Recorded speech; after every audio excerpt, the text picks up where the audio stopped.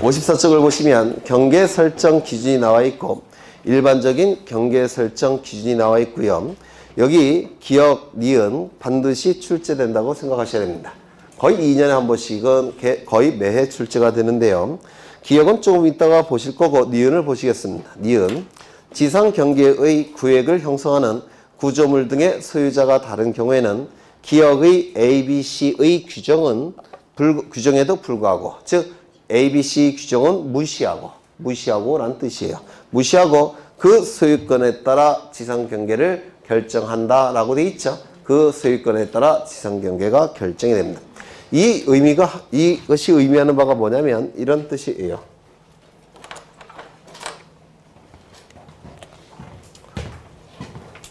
여기에 두 필지 토지가 존재합니다. 토지를 옆에서 본 그림입니다. 옆에서 본 것이고요. 여기 담장이 있을 겁니다. 구조물이 이렇게 있을 거예요. 여기는 100번지 토지고 갑소유 토지입니다. 여기는 101번지 토지고 을소유 토지예요. 그러면 이때 이 두 필지 토지가 도면 위에 그려져야 될 겁니다. 두 필지 토지가 도면 위에 그려지는데요. 이쪽은 100번지, 이쪽은 101번지가 될 겁니다.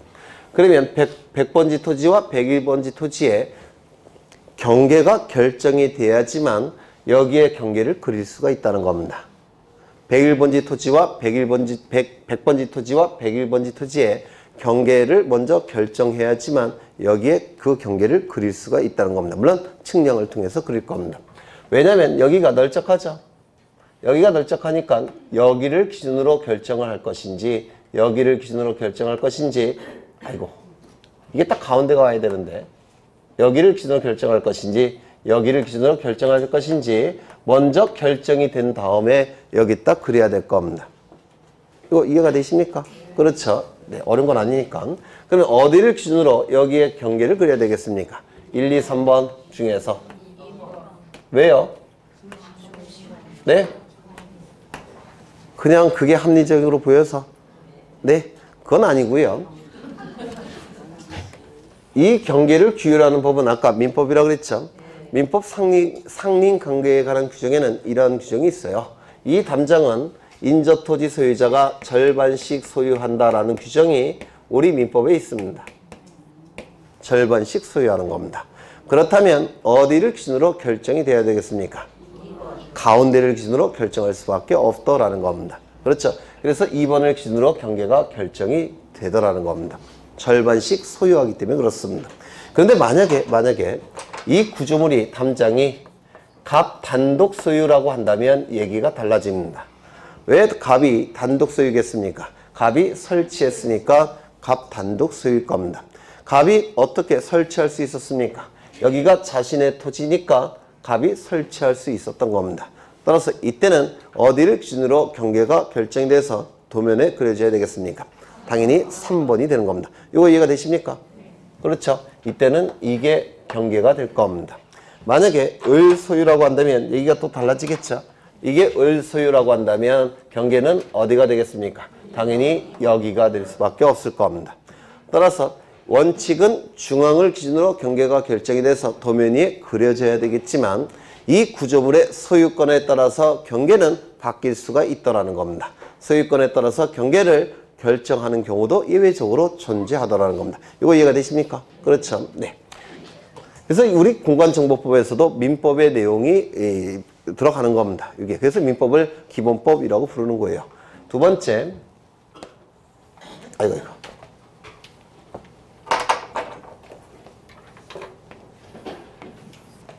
요 위에 있는 토지는 서로 연속해서 접하고 있죠. 연속해서 접하고 있고 높고 낮은 부분이 있습니까? 없죠. 그래서 이거는 연속해서 접하는 토지 중에서 높고 낮은 부분이 없을 때 원칙은 중앙, 예외적으로 소유권에 따라 경계가 결정이 될 겁니다. 이쪽은 100번지 토지고 이쪽은 101번지 토지입니다. 갑소유 토지고 을소유 토지입니다. 이것도 연속해서 접하고 있죠. 그런데 높은 부분, 낮은 부분이 있습니다. 맞습니까? 그런데 보통은 여기다가 시멘트를 발라 놓는다든지 철망으로 엮어 놓습니다. 이걸 보통 번면이라고 불러요. 어떤 책은 벽면이라고 써 있는 책도 있던데 벽면이 아니고요. 범면이라고 부릅니다. 범면.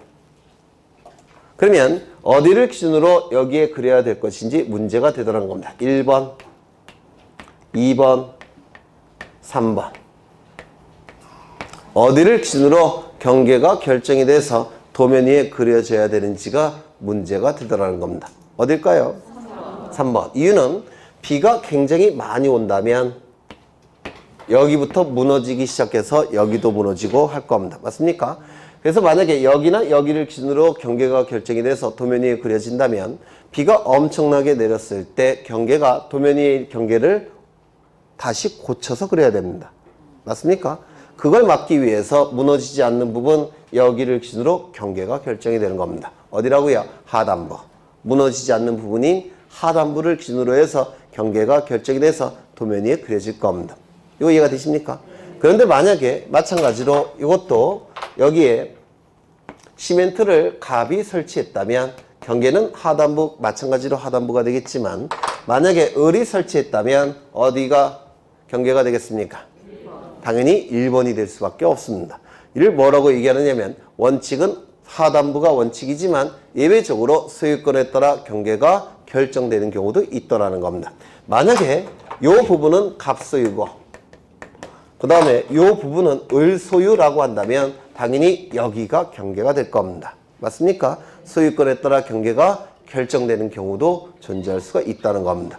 원칙은 뭐라고요? 하단부, 예외적으로 소유권에 따라 경계가 결정되는 경우도 있더라는 겁니다. 되셨죠? 네. 그 다음에 세 번째. 여기는 경부 고속도로입니다.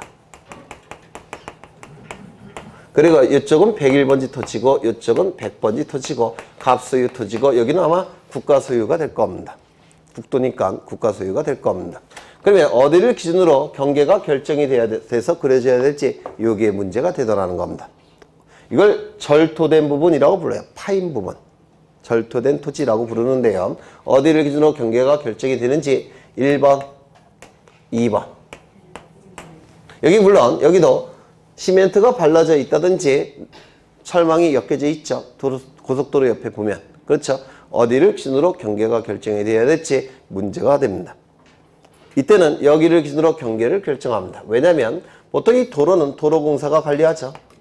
이 도로공사는 어디까지 관리를 할까요? 여기까지만 관리합니까? 만약에 여기까지 관리를 한다면 문제가 발생합니다. 이 고속도로 같은 경우는 낙석이 떨어지게 되면 대형 사고가 발생합니다. 그러면 낙석이 떨어지지 않도록 얘가 관리하겠습니까? 안 하겠죠. 도로공사가 하겠죠. 따라서 여기까지 관리하게끔 만들어줘야 됩니다. 그래서 원칙은 어디가 경계가 되는 겁니까? 상단부가 경계가 될 수밖에 없다는 겁니다. 맞습니까? 원칙은 어디라고요? 상단부. 절토된 토지의 경우에는 상단부를 기준으로 경계가 결정이 돼서 그 도면 위에 그려지는 게 원칙이라는 겁니다. 물론 이걸 갑이 설치했다면 이게 갑소유라고 한다면 당연히 그때는 하단부가 될 겁니다. 그렇죠? 따라서 원칙은 상단부. 다만 예외적으로 소유권에 따라 경계가 결정되는 경우도 있을 수 있을 겁니다. 이거 이해가 되십니까? 그렇죠? 그 다음에 여기는 밀물대입니다. 바다인데요. 여기는 썰물대예요. 이 밀물대를 최대 만조위라고 부릅니다. 최대 만조위. 이건 조수란 뜻이죠. 조수. 만약에 이게 강이라고 한다면 최대 만수위라고 얘기할 겁니다. 바다일 때는 최대 만조위, 강일 때는 최대 만수위. 그러면 토지와 바다의 경계는 어디를 기준으로 결정이 되겠습니까? 1번, 2번.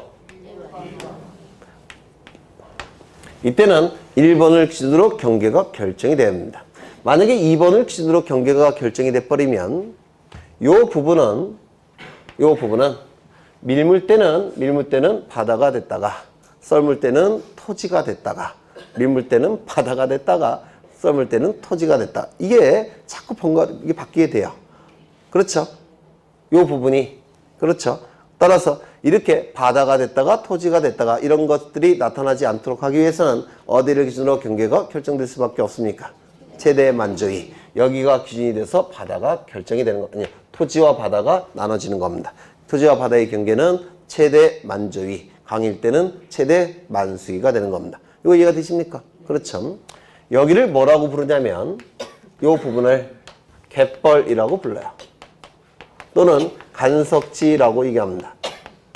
이건 우리나라 말이 될 테고 이건 한자 말이 되겠죠. 갯벌 간석지. 그러면 이 갯벌 간석지는 지목이 뭐겠습니까? 지목이 네? 네? 지목이 존재할 수 있을까요? 없을까요? 지목은 토지의 사용 목적이 지목이 아닙니까? 그런데 여기는 토지입니까? 바다입니까? 여기가 바다와 토지의 경계죠. 따라서 요 밑은 뭐가 되는 겁니까? 바다. 지목이 존재할 수 있습니까? 없습니다. 그래서 이 간석지 갯벌은 지목이 존재하지 않습니다. 한번 출제가 됐습니다. 이것도 네. 여기에 제방을 썼습니다. 제방을. 그리고 여기를 흙으로 메꿨고요. 흙으로 메꿨습니다. 그러면 원칙에 의한다면 이것도 최대 만조위가 존재하죠. 여기가 경계가 돼야 될 텐데요. 문제는 여기를 경계로 삼게 되면 여기 극경사가 난 이 부분도 토지가 돼버립니다. 이게 토지라고 한다면 꼭 이걸 이용하는 놈들이 있어요. 굉장히 위험하겠죠. 이걸 미연에 방지하기 위해서 이때는 여기가 경계가 되는 겁니다. 여기가. 그래서 제방이 쌓여져 있을 때는 여기를 경계로 할 수가 없습니다. 그러면 여기가 토지가 돼버려서 대단히 위험합니다. 따라서 이때는 어디가 경계가 되냐면 여기가 경계가 되는데요. 여기를 바깥쪽 어깨라고 얘기합니다. 바깥쪽 어깨. 여기는 안쪽 어깨. 그렇죠. 그래서 제방이 존재하는 경우에는 최대 만조위가 경계가 되는 것도 아니고 안쪽 어깨가 경계가 되는 것도 아니고 바깥쪽 어깨만 경계가 됩니다. 이거 이해가 되십니까? 이해를 하셔야지만 기억이 오래 남는 겁니다. 외우시면 헷갈려요, 이게. 그렇죠. 그러면 이제 좀 보겠습니다. 이 기억. A. 연속해서 접하는 토지 사이에 높고 낮음이 없는 경우에는 지물은 토지의 물건이라는 뜻이에요. 법조문에는 구조물이라고 되어 있습니다. 구조물. 구조물의 어디를 기준으로 경계가 결정이 돼서 그려집니까? 중앙. 2번을 보시면 연속해서 접하는 토지 간에 높고 낮음이 있는 경우 그때는 어디라고요? 하단부, 상단부부터 무너지니까 무너지지 않는 하단부가 기준이 되는 것이고 3번 도로, 구고 등의 토지에 절토된 부분이 있는 경우 즉 파인 부분이 있는 경우에는 어디를 기준으로 경계가 결정된다고요? 상단부까지 관리를 해야 되니까 상단부가 경계가 되는 것이고 여기 이 니은을 보시면 기역의 ABC의 규정에도 불구하고 소유권에 따라 지상 경계를 결정한다 이렇게 돼 있죠. 그래서 이 ABC 셋은 소유권에 따라 경계가 결정되는 경우도 있다라고 설명을 드렸고요. 그래서 이 동글뱅이 니은은 굉장히 어려워서 거의 출제를 안 하다가 개념이 어렵죠. 출제를 거의 안 했다가 한 5년 전에 처음으로 출제가 됐습니다. 요 니은. 그래서 이거 좀 기억해 두셔야 돼요. 소유권에 따라 경계가 결정이 된다는 거 이것도 좀 기억해 두시고요. 그 다음에 D를 보시면 토지가 해면 또는 수면에 접하는 경우 최대 만조위, 바다일 때는 최대 만조위, 강일 때는 최대 만수위. 공유수면 매립지의 토지 중 제방 등을 토지에 편입하여 등록하는 경우에는 이때는 안쪽 어깨도 아니고 최대 만조위도 아니고 어디라고요? 바깥쪽 어깨 이렇게 외우십니다. 그림도 잘 나와 있습니다. 그 다음에 오른쪽을 보시면 동글뱅이 두 번째를 보시면 경계점 표지를 기준으로 경계를 설정하는 경우라고 되어 있는데 거기 둘째 줄 보시죠. 측량할 수 있다 이렇게 되어 있죠. 그래서 법조문에는 뭐라고 되어 있냐면 경계점 표지를 기준으로 토지를 측량할 수 있는 경우 이렇게 규정되어 있습니다. 경계점 표지를 기준으로 토지를 측량할 수 있는 경우 이렇게 타이틀이 나와 있고요. 그 다음에 기역부터 미음은 법조문을 보시면 전부 다 공통된 단어들이 나옵니다. 기역부터 미음까지는 우리 교재에는 그렇게 안 써놓으셨는데 거기 기역을 보시면 분할이라는 문구 나옵니까? 분할 동그라미 치십니다. 니을 보시면 둘째 줄에 분할이라는 문구 나옵니까? 동그라미 치십니다. 그 아랫줄 보시면 뒤에 분할이라는 문구 있습니까? 분할 동그라미 치십니다. 그 다음에 디귿을 보시면 둘째 줄에 분할이라는 문구 나옵니까? 동그라미 치십니다.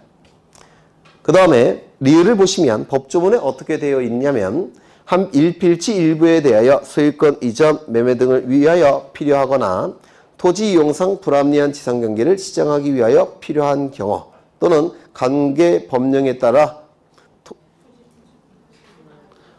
개발행위 허가 등을 받아 필요한 경우 분할할 수 있다. 이렇게 되어 있습니다. 분할할 수 있다. 그래서 이 리을도 법조문을 보시면 분할이라는 문구가 나옵니다. 법조문에 보시면 이 법조문 나와 있죠. 어디 있냐면 52쪽을 보시죠. 52쪽을 보시면 법조문이 나와 있죠. 거기 중간에 55조 보이십니까? 55조 보시면 사망을 보죠. 사망. 찾으셨습니까? 다음 각 호의 어느 하나에 해당하는 경우에는 지상 경계점에 경계점 표지를 설치하여 측량할 수 있다. 이렇게 되어 있습니다. 맞습니까? 측량 동그라미 치십니다. 그 다음에 거기 1호부터 5호까지 있는데요. 1호 보시면 분할하려는 경우라고 되어 있습니까? 분할 동그라미 치십니다. 2호를 보시면 분할하려는 경우 있습니까? 분할 동그라미 치십니다. 3호를 보시면 분할이라는 문구 있습니까? 있죠. 동그라미 치십니다. 4호를 보셔도 분할이 있죠. 5호를 보셔도 분할이 있죠. 그러면 이것이 의미하는 바는 뭐냐면 분할을 할 때는 새로운 경계가 나타나죠. 보시면 소리가 점점 작아지는데요. 한 필지 토지를 두 필지 이상으로 나눠서 지적공부에 등록을 하는 것을 분할이라고 얘기합니다. 한 필지 토지를 두 필지 이상으로 나눠서 지적공부에 등록하는 것을 분할이라고 불러요. 그러면 여기에 새로운 경계가 그려집니까? 새로운 경계를 구할 때는 뭐가 필요합니까? 측량. 측량이 필요합니다. 맞습니까? 따라서 분할할 때는 측량을 통해서 분할하라는 겁니다. 그런 뜻이에요. 그렇죠? 그래서 여기 1호부터 거기 5호까지 전부 다 어떤 문구가 나옵니까? 분할, 분할, 분할, 분할이라는 문구가 나옵니다. 그러면 정답은 뭘까요? 1, 2, 3, 4, 5번 중에서 분할이라는 문구가 없는 게 정답 아니겠습니까? 무슨 말인지 아시겠죠? 네. 분할이라는 문구가 없는 게 정답이에요. 결국은. 그래서 교재가 조금 좀 어렵게 표현되어 있는데 교재 다시 가겠습니다. 55쪽. 그래서 기역, 니은, 디귿, 리을, 미음에서 리을과 미음에 우리 교재에는 분할이라는 문구가 없지만 법조문에는 분할이라는 문구가 있습니다. 그래서 기역부터 미음까지 공통된 단어가 분할이라는 겁니다. 그때는 어떻게 한다고요? 경계점에 표지를 설치한 후 정확하게 측량한 후 분할하라는 겁니다. 나중에 요약집 보시면 제가 쓴 요약집 보시면 그렇게 나와 있는 걸 다시 한번 또 확인시켜 드릴 겁니다. 그 다음에 거기 밑에 보시면 팁 이렇게 나와 있죠. 여기서도 1번부터 5번까지 전부 다 공통된 단어가 나와야 돼요. 분할. 책을 좀 잘못 쓰신 거예요. 그래서 분할, 분할, 분할이라는 문구가 나옵니다. 그래서 안 틀립니다. 이게 외우지 않아도 틀릴 수가 없어요. 정답은 뭐라고요? 분할이라는 단어가 없으면 정답이 되는 겁니다. 쉽게 얘기해서. 안 외우셔도 돼요. 네.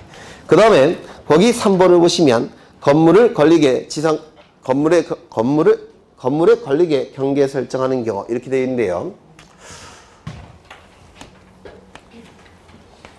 요거는 100번지 토지인데 여기 건물이 이렇게 있습니다. 이렇게 오늘은 자꾸 크게 그리지? 삼겹살이 크게 보여서 그렇습니다. 갑이 소유하고 갑이 살고 있는 건물입니다. 이 한 필지 토지를 갑은 이 토지를 분할하고자 합니다. 분할. 그런데 만약에 이렇게 분할한다면 갑의 주소지는 이렇게 분할하면 이쪽은 보통 100이 돼버리고 이쪽은 100의 1로 하겠습니다. 100의 1번지. 그러면 이렇게 분할을 하게 되면 갑의 주소는 100번지입니까? 100의 1번지입니까? 이 건물의 소재지는 100번지입니까? 100의 1번지입니까? 100의 1번지예요. 알 수가 없죠. 공시기능이 떨어지는 겁니다. 마찬가지로. 공시기능이 불분명해집니다. 따라서 어떻게 분할을 해야 되냐면 이렇게 하든지 이렇게 하든지 이렇게 하든지 이렇게 하든지 뭡니까? 지상 건축물을 걸리게끔 분할할 수가 없다는 겁니다. 원칙이. 다시요. 토지를 분할할 때는 원칙적으로 공시기능에 혼란이 발생할 수가 있기 때문에 지상 건축물을 걸리게끔 분할할 수 있다 없다? 없다. 이게 원칙입니다. 공간정보법도 공시법령이죠.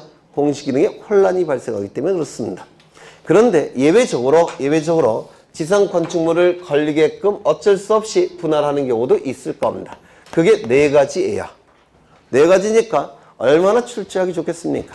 이놈의 출제하는 놈들이 저 대학 다닐 때는 한 문제당 50만 원이었습니다. 국가고시는 한 문제 교수가 출제를 하면 50만 원을 받아가요. 25만 원이었나? 하여튼 20만 원 넘었습니다. 이게 하도 오래돼서 기억이 안 나요. 한 5년이나 지났더니 벌써. 네, 25만 원이었던 것 같아요. 그때 한 문제 내는데. 그러면 지금 얼마쯤 하겠어요? 100만 원쯤 할 거예요. 한 문제 내는데. 근데 4개짜리로 구성된 것은 한 문제 만드는데 한 컴퓨터로 이게 오려 붙이기 하면 되죠. 한 3초면 만들어요. 그래서 출제하는 사람들은 이렇게 지문이 4개가 딱 떨어지는 것들은 그 유혹을 벗어나기가 쉽지 않아요. 그렇지 않겠습니까? 그래서 4개가 딱 떨어지는 거, 4개, 5개, 6개는 출제될 확률이 대단히 높습니다. 이게 이론이 없는 법이기 때문에 그래요. 그래서 이거 반드시 외우셔야 돼요. 원칙은 지상 건축물을 걸리게끔 분할할 수 있다 없다? 없다. 다만 예외적으로 지상 건축물을 걸리게끔 분할할 수 있는 경우가 존재하더라는 겁니다. 거기 보시면 기억, 니은, 디귿, 리을이 나와 있는데요. 첫 번째 밑줄 치겠습니다. 도시개발사업. 원래는 농어촌 정비사업도 외우셔야 돼요. 근데 외울 게 많아지니까 일단은 도시개발사업만 밑줄 치고 외우겠습니다. 도시개발사업 찾으셨습니까? 도시개발사업 첫 번째. 도시개발사업이건 농어촌 정비사업이건 공익성, 공공성이 대단히 높은 사업이죠. 따라서 갑의 이익을 침해해서라도 이때는 지상 건축물을 걸리게끔 분할할 수밖에 없다는 겁니다. 공익성, 공공성이 대단히 높은 사업이기 때문에 그렇습니다. 이거 이해가 되십니까? 네. 두 번째. 거기 끝에 첫째 줄 끝에 보시면 공이라는 문구 있습니까? 거기 밑줄 치죠. 공공사업. 그 글자만 치세요. 공공사업. 이게 자연스럽게 책이 서술이 안 돼서 그런데 공공사업만 밑줄 치십니다. 치셨습니까? 공공사업이니까 이것도 공익성이 대단히 높은 사업이겠죠. 도시개발사업 그 아래 단계에 있는 공익성이 높은 사업이에요. 이것도 어쩔 수 없이 지상 건축물을 걸게끔 분할할 수밖에 없을 겁니다. 세 번째, 이거 보시기 전에 우리 공간정보법에서 공공사업이라는 문구가 나오면 무조건 뒤따르는 지목이 있습니다. 이것도 외워두셔야 될 거예요.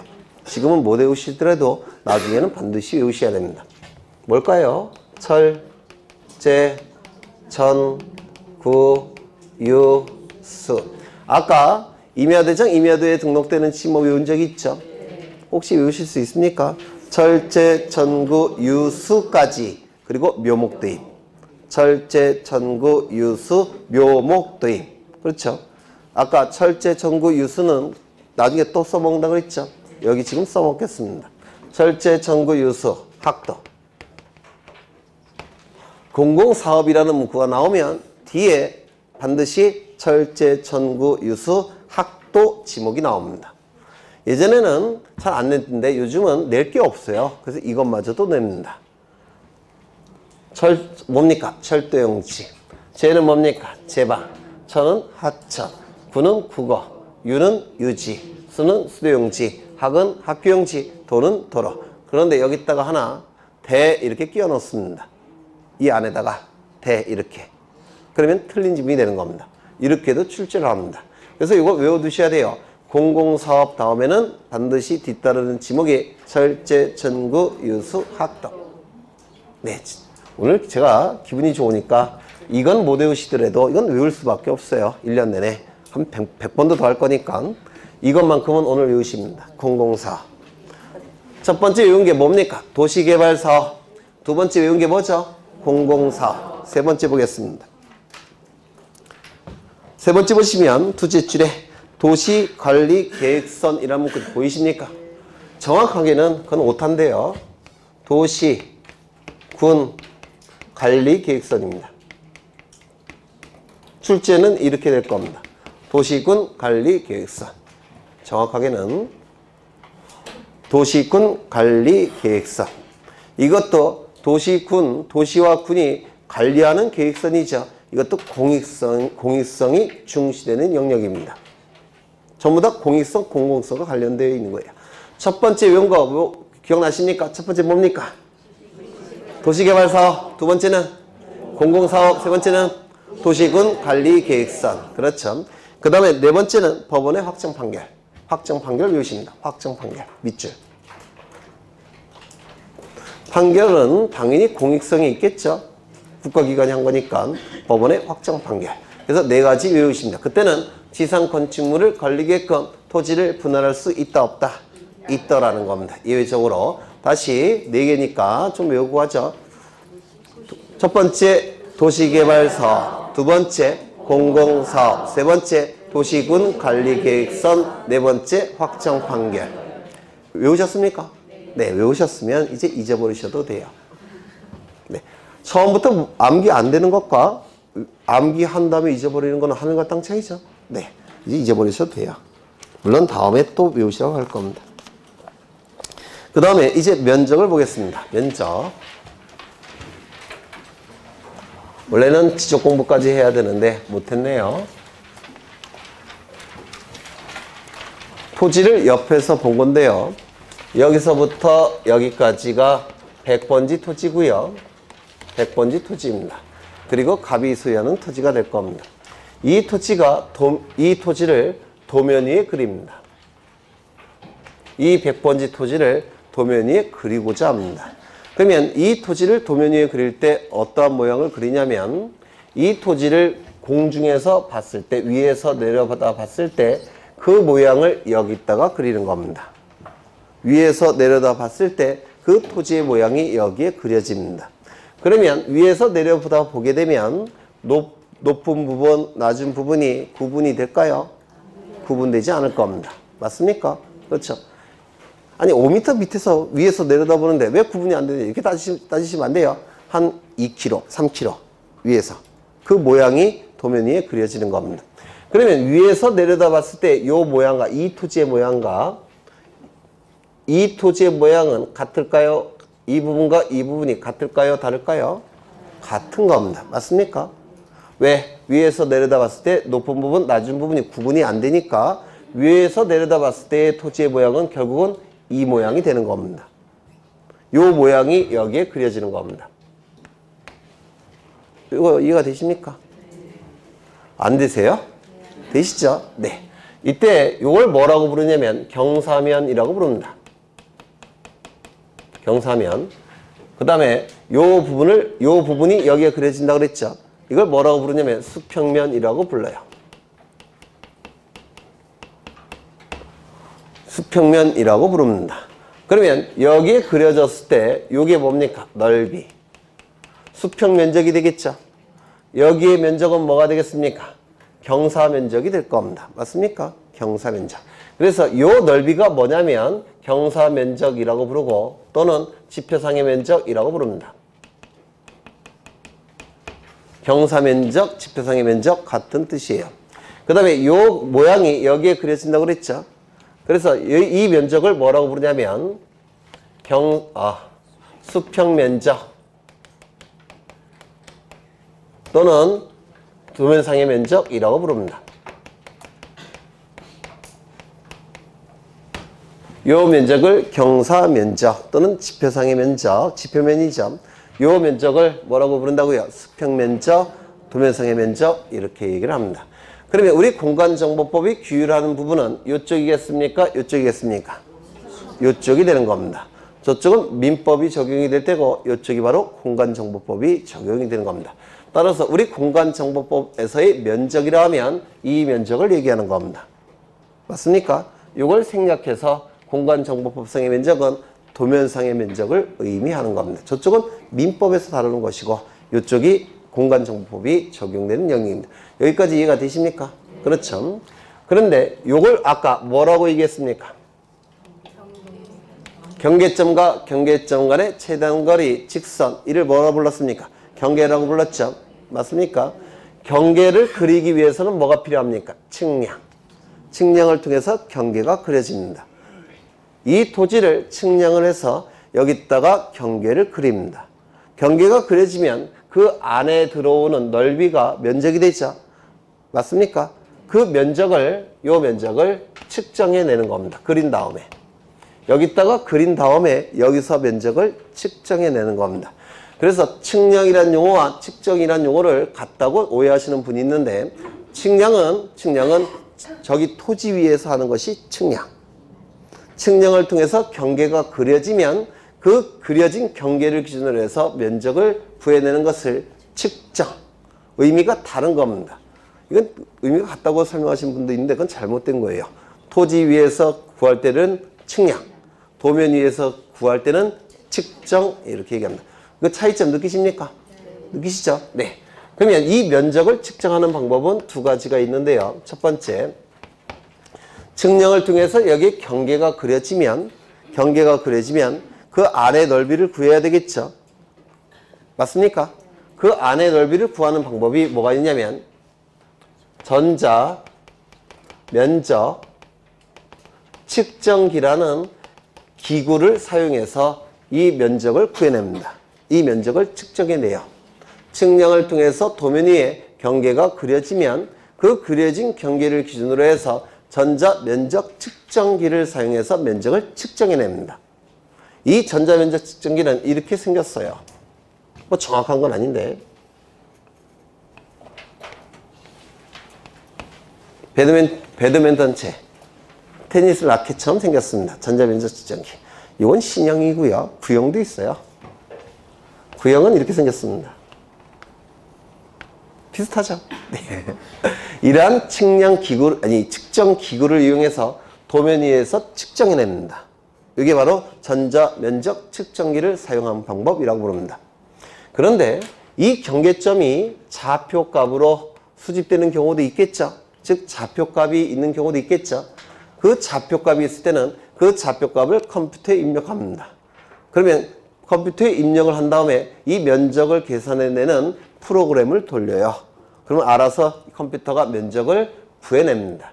그 방법을 뭐라고 부르냐면 좌표값을 가지고 면적을 계산해내는 방법이라고 불러요. 좌표 면적 계산법이라고 부릅니다. 좌표값을 컴퓨터에 입력해서 면적을 구하는 프로그램을 돌려서 면적을 계산해내는 방법.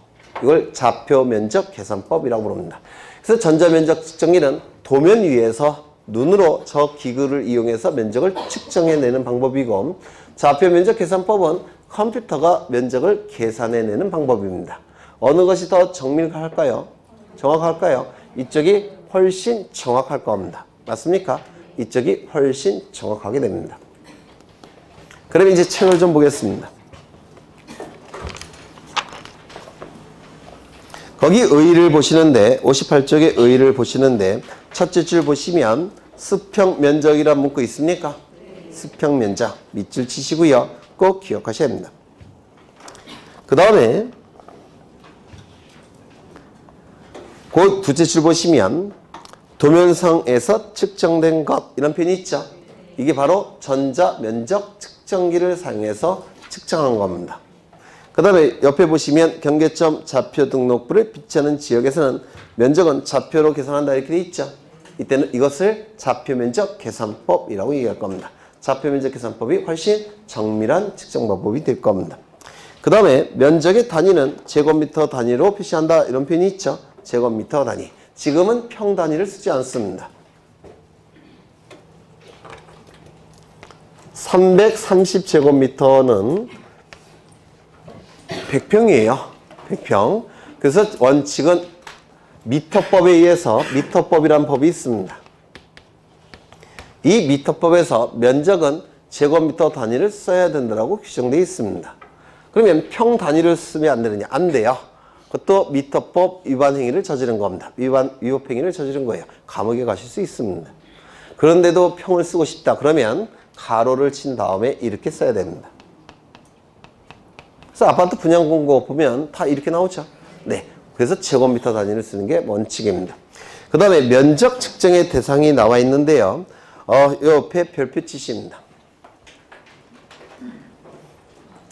외우셔야 되는데 불가능하겠죠? 외우실 수 있으세요? 네, 불가능하겠죠? 네. 그래서 별표면 70입니다. 공간정보법 지식이 조금 쌓이게 되면 이런 거 외우지 않아도 충분히 골라낼 수가 있어요. 면적을 언제 측정하냐면 경계가 새로 구해질 때는 면적 다시 구해야 되겠죠? 맞습니까? 그래서 1번부터 8번까지 공통점은 경계를 새로 그리는 경우예요. 경계를 새로 그리는 경우. 그게 공통점입니다. 그래서 따로 안 외우셔도 돼요. 그래서 공간정보법 공부가 어느 정도 되시면 이거 경계가 새로 그려지는구나 충분히 이해하실 수가 있습니다. 그러면 답을 골라내실 수가 있으세요. 그래서 암기하실 필요는 없고요. 그 다음에 오른쪽을 보시면 면적의 계산 방법 두 가지 방법이 있죠. 다른 방법은 쓸 수가 없습니다. 두 가지 방법만 사용해야 돼요. 좌표 면적 계산법, 전자 면적 측정기를 사용하는 방법 두 가지 방법이 있고요. 그 다음에 면적의 결정 방법이 있는데 제가 예전에 11월, 12월 달에 이런 말씀 드린 적이 있어요. 4452 기억나십니까? 4452 이건 무슨 뜻입니까? 4까지는 버리고 5부터는 올린다 라는 뜻입니다. 버릴 사자입니다. 이런 방법도 있는데요. 5452 이 5452은 5를 버리는 경우도 있고 5를 올리는 경우도 있을 때 이를 5452이라고 부릅니다. 4452은 대부분이 알고 계세요. 5452은 대부분이 모르고 계십니다. 공학을 전공하신 분들만 아실 텐데요. 두 가지 중에서 더욱 정밀한 것은 요거랍니다. 5452. 이게 더 정밀하대요. 왜 정밀한지는 저도 몰라요. 대학 교재에 그렇게 써 있습니다. 네. 그래서 이 5452을 지금부터 할 겁니다. 요거 하고 조금 한 10분 정도 더 하겠습니다. 5452하고 오늘 끝낼 겁니다.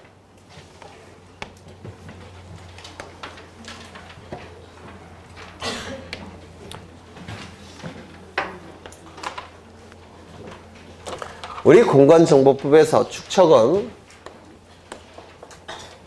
600분의 1을 대축척이라고 부릅니다. 600분의 1을 대축척이라고 부르고요.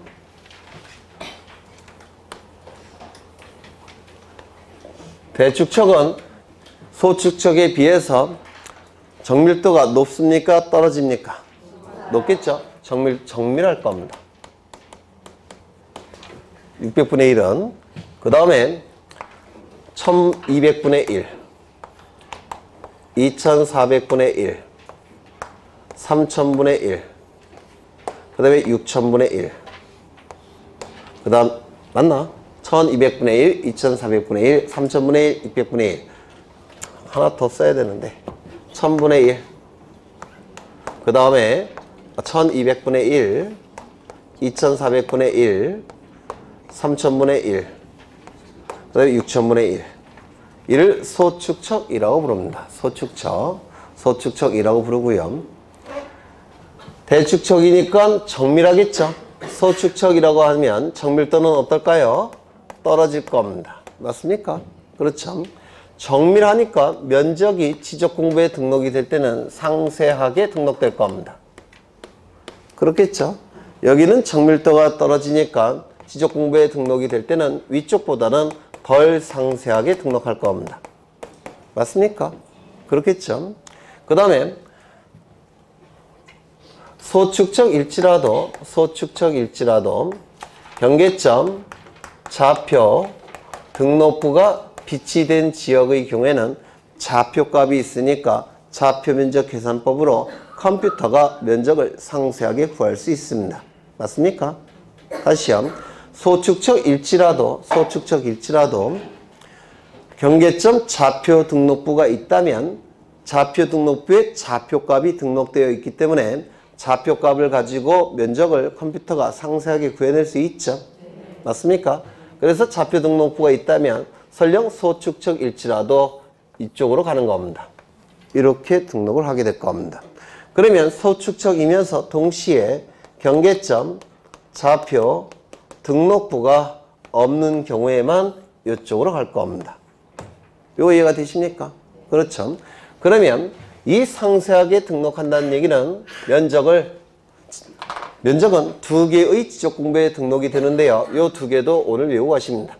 토지대장과 임야대장에만 면적이 등록이 됩니다. 다른 데는 등록되지 않아요. 토지대장과 임야대장의 면적이 등록이 되는데 상세하게 등록한다는 얘기는 그 의미하는 바가 뭐냐면 소수점 첫째 자리까지 지적공부에 등록한다는 뜻입니다. 소수점 첫째 자리까지. 그러면 소수점 첫째 자리라는 건 뭘 의미하냐면 123.54 이렇게 얘기할 때 여기는 100의 자리죠. 여기는요 10의 자리, 여기는 1의 자리. 이것을 소수점이라고 부를 테고 소수점 첫째 자리, 소수점 둘째 자리가 될 겁니다. 맞습니까? 소수점 첫째 자리까지 구해서 등록한다는 얘기는 여기까지 구해서 등록한다는 뜻입니다. 맞습니까? 이걸 또 뭐라고 부르냐면 여기 1의 자리죠. 1제곱미터 이하 한 자리라고도 부릅니다. 1제곱미터 이하 한 자리. 그래서 1을 생략해서 제곱미터 이하 한 자리라고도 부릅니다. 그래서 소수점 첫째 자리와 제곱미터 이하 한 자리는 같은 뜻이에요. 여기까지 이해가 되십니까? 되시죠? 여기는 100의 자리, 10의 자리, 1의 자리, 소수점 첫째 자리, 소수점 둘째 자리, 제곱미터 이하 한 자리, 제곱미터 이하 두 자리. 그렇죠? 다 같은 뜻이 될 겁니다. 그러면 숫자들이 이렇게 나올 때, 소수점이 될 테고 숫자들이 이렇게 나올 겁니다. 여기는 뭐라고요? 10의 자리, 여기는 1의 자리, 소수점 첫째 자리가 될 겁니다. 그러면 소수점 첫째 자리까지 구해서 토지대장, 임야대장에 등록한다는 뜻이죠. 그렇다면 여기까지 구해서 여기다 등록을 해야 될 겁니다. 맞습니까? 그렇죠. 여기를 뭐라고 부르냐면 구하고자 하는 끝자리수라고 부릅니다. 구하고자 하는 끝자리수라고 불러요. 그럼 여기까지 구해서 여기다가 등록을 해야 되니까 이 가장 끝에 있는 요 수, 가장 끝에 있는 수를 어떻게든지 처리를 해야 될 겁니다. 맞습니까? 끝수 처리라고 불러요. 끝수 처리. 이 끝수를 처리하는 방법이 두 가지가 있는 겁니다. 4452, 5452. 4452번 여기에 1, 2, 3, 4가 나오면 버리고 그 다음에 5, 6, 7, 8, 9가 나오면 위에 올리는 게 바로 4452이에요. 그러면 5452번 여기 5를 기준으로 해서 5보다 큰 수가 나오면 올려주고 5보다 작은 수가 나오면 버리는 게 5452입니다.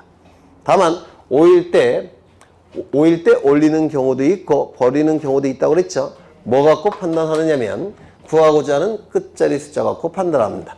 여기에 홀수가 나오면 홀수를 기수라고 얘기하는데요. 기수는 기이한 수란 뜻이에요. 그래서 홀수가 나온 걸 싫어합니다. 숫자가. 그래서 이걸 막기 위해서 이걸 올려줍니다. 올려주면 어떻게 됩니까? 짝수가 될 겁니다. 그렇죠? 만약에 이 자리에 0이나 짝수가 나왔을 때 이 5를 올려주게 되면 홀수가 돼버리죠. 홀수가 나오는 걸 싫어한다니까요. 그럼 이거 어떻게 합니까? 버리게 될 겁니다. 이게 5452이에요. 다시요. 5452은 끝수를 처리하는 방법인데 이 끝수가 5보다 크면 올리고 5보다 작으면 버립니다. 그런데 5일 때는 올리는 경우도 있고 버리는 경우도 있는데 뭐 갖고 판단하냐면 구하고자 하는 끝자리 숫자 갖고 판단합니다. 구하고자 하는 끝자리 숫자가 홀수일 때는 5를 올려줍니다. 그래서 짝수화 시킵니다.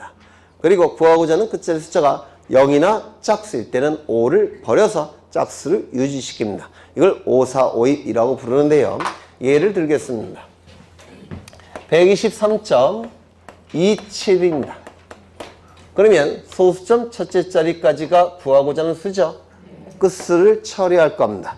처리의 기준은 5, 5452을 할 거예요. 5가 기준이 되니까 5보다 큰 수입니다. 이걸 어떻게 해야 될까요? 올립니다. 따라서 토지대장과 임야대장에 등록이 될 때는 얼마로 등록하느냐면 123.3으로 등록합니다. 123.24가 나왔습니다. 우리는 5452을 할 거예요. 소수점 첫째 자리가 구하고자 하는 끝자리수. 끝수를 처리해야 되는데 기준은 5452. 맞습니까? 5일 때는 5를 기준으로 해서 5보다 크면 올리고 5보다 작으면 버릴 겁니다. 5보다 작으니까 어떻게 해야 됩니까? 버리겠죠? 123.2로 등록할 겁니다. 123.25가 나왔습니다. 구하고자 하는 끝자리 숫자는 소수점 첫째 자리. 끝수를 처리해야 됩니다. 처리의 기준은 구하고자 하는 끝자리 숫자 갖고 판단할 겁니다. 여기 이미 짝수가 나와 있죠. 5를 올리게 되면 홀수가 돼버려요. 싫어한다니까요. 따라서 5를 어떻게 한다고요? 버립니다. 123.2로 등록합니다. 123.35가 나왔습니다. 구하고자 하는 끝자리 숫자는 소수점 첫째자리. 끝수를 처리해야 되는데 처리의 기준은 5. 그렇죠. 5보다 크면 올리고 작으면 버릴 겁니다. 그런데 5일 때는 올리는 경우도 있고 버리는 경우도 있는데 뭐 갖고 판단한다고요? 구하고자 하는 끝자리 숫자 갖고 판단합니다. 홀수죠. 홀수가 나오는 걸 싫어한다니까요. 따라서 5를 올립니다. 그러면 123.4로 등록하는 겁니다. 이게 5452이라고 얘기합니다. 5452. 그렇죠.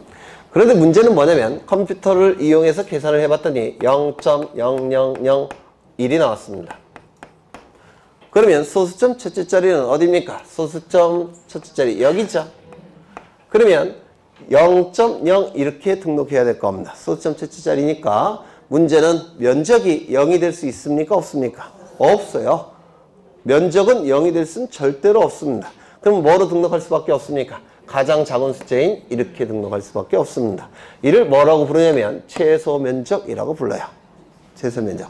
이해가 되십니까? 어떻게든지 이해하시려고 하셔야 돼요. 그래야지 나중에 쉬워집니다. 그러면 여기는 덜 상세하게 구하는 거니까 1의 자리까지 구해서 토지대장과 임야대장에 등록할 겁니다. 위쪽보다는 덜 상세하게 구할 거예요. 이거 이해가 되죠? 그러면 숫자가 이렇게 나올 겁니다. 똑같이 이렇게 나올 겁니다. 숫자가 이렇게 나오게 될 텐데요. 여기는 뭡니까? 10의 자리, 여기는 1의 자리, 소수점 첫째 자리, 소수점 둘째 자리. 그렇죠? 그러면 구하고자 하는 끝자리 숫자는 이거네요. 구하고자 하는 끝자리 수. 시간이 없으니까. 그러면 여기에 두 개가 뭐가 되는 겁니까? 끝수. 이 끝수는 어떻게든지 처리가 돼야 되겠죠? 처리하는 방법은 두 가지가 있는데 4452, 5452. 그렇죠? 그럼 5452는 뭡니까? 5를 기준으로 올리는 경우도 있고 5를 기준으로 버리는 경우도 있는데 문제는 여긴 두 자리가 되니까 이거는 아마도 이렇게 돼야 됩니다. 5, 0. 두 자리니까 숫자가 두 개가 나왔으니까 그렇죠? 이거 아닙니까? 5, 5가 가운데는 아니지 않습니까? 1부터 100까지 봤을 때 가운데는 50이에요? 55예요? 50. 50을 기준으로 하는 겁니다. 그러면 50보다 큰 수가 나오면 어떻게 합니까?